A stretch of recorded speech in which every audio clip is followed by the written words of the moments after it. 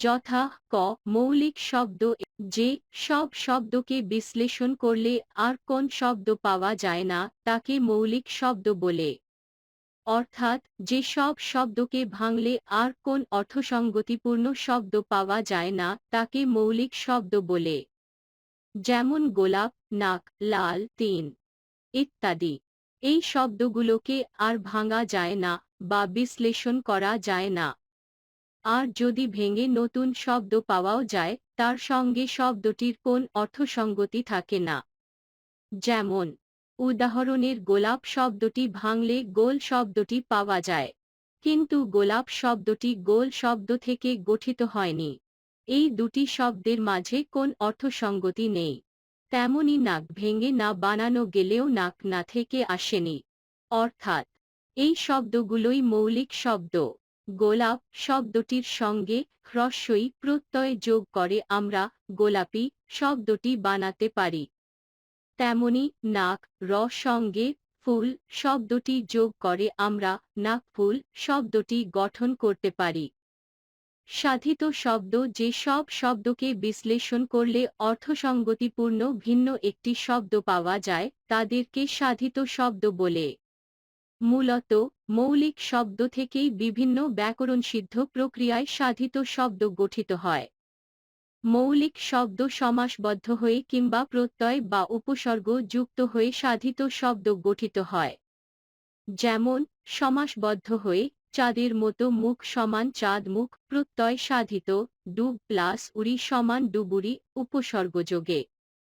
প্র প্লাস শাসন সমান প্রশাসন।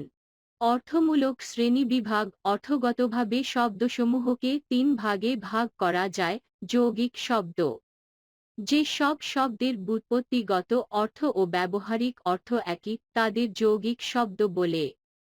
অর্থাৎ শব্দ গঠনের প্রক্রিয়ায় যাদের অর্থ পরিবর্তিত হয় না তাদেরকে যৌগিক শব্দ বলে।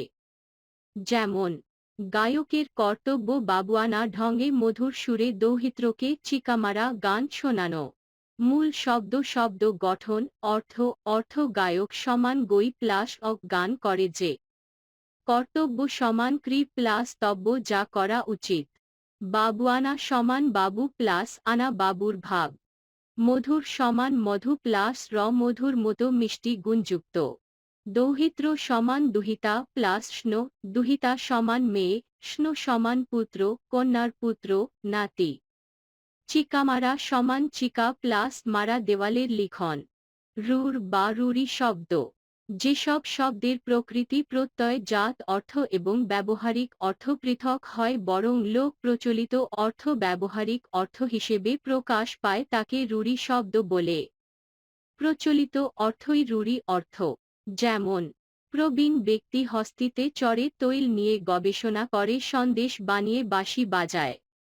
হস্তি সমান হস্ত প্লাস ইন হাত আছে যার গঠনগত অর্থ কিন্তু হস্তি বলতে একটি পশুকে বোঝায়। গবেষণা সমান গো প্লাস এষণা গো সমান গরু এষণা সমান খোঁজা ব্যাপক অধ্যয়ন ও পর্যালোচনা। বাঁশি সমান বাঁশ প্লাস ইন বাঁশ দিয়ে তৈরি বাঁশের তৈরি বিশেষ বাদ্যযন্ত্র। তৈল সমান তিল প্লাস স্ন তিল থেকে তৈরি স্নেহ পদার্থ উদ্ভিদ থেকে তৈরি যে কোন স্নেহ পদার্থ। প্রবীণ সমান প্র প্লাস বিনা প্রকৃষ্টরূপে বিনা বাজায় যিনি অভিজ্ঞ বয়স্ক ব্যক্তি। সন্দেশ সমান সম প্লাস দেশ সংবাদ মিষ্টান্ন বিশেষ। যোগরূঢ় শব্দ যে সব শব্দের ব্যুৎপত্তিগত অর্থ আর ব্যবহারিক অর্থ সম্পূর্ণ পৃথক নয় বরং ব্যুৎপত্তিগত অর্থকে অনুসরণ করে ব্যবহারিক অর্থ প্রকাশিত হয় তাকে যোগরূঢ় শব্দ বলে। অথবা সমাস নিষ্পন্ন যে সকল শব্দ সম্পূর্ণভাবে সমসমান পদসমূহের অনুগামী না হয়ে কোনো বিশিষ্ট অর্থ গ্রহণ করে তাদের যোগরূঢ় শব্দ বলে। প্রসিদ্ধ অর্থই যোগরূঢ় অর্থ। যেমন পঙ্কজ পঙ্কে জন্মে যা পদ্মফুল। রাজপুত রাজার পুত্র ভারতের একটি জাতি বিশেষ। মহাযাত্রা মহাসমারোহে যাত্রা মৃত্যু। জলধি জল ধারণ করে যা এমন সাগর। নবসৃষ্ট বা পরিশব্দ বা পারিভাষিক শব্দ। বিভিন্ন বিদেশি শব্দের অনুকরণে ভাবানুবাদমূলক যেসব প্রতিশব্দ সৃষ্টি করা হয়েছে সেগুলাকে নবসৃষ্ট বা পরিশব্দ বা পারিভাষিক শব্দ বলে।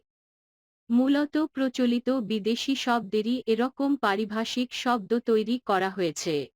যেমন পারিভাষিক শব্দ মূল বিদেশি শব্দ, পারিভাষিক শব্দ মূল বিদেশি শব্দ অম্লজান, অক্সিজেন, সচিব, সেক্রেটারি, উদ্যান, হাইড্রোজেন, স্নাতক, গ্রাজুয়েট, নথি, ফাইল, স্নাতকোত্তর, পোস্ট গ্রাজুয়েট, প্রশিক্ষণ, ট্রেনিং, সমাপ্তি, ফাইনাল, ব্যবস্থাপক, ম্যানেজার, সাময়িকী, পিরিয়ডিকাল, বেতার, রেডিও, সমীকরণ, ইকুয়েশন।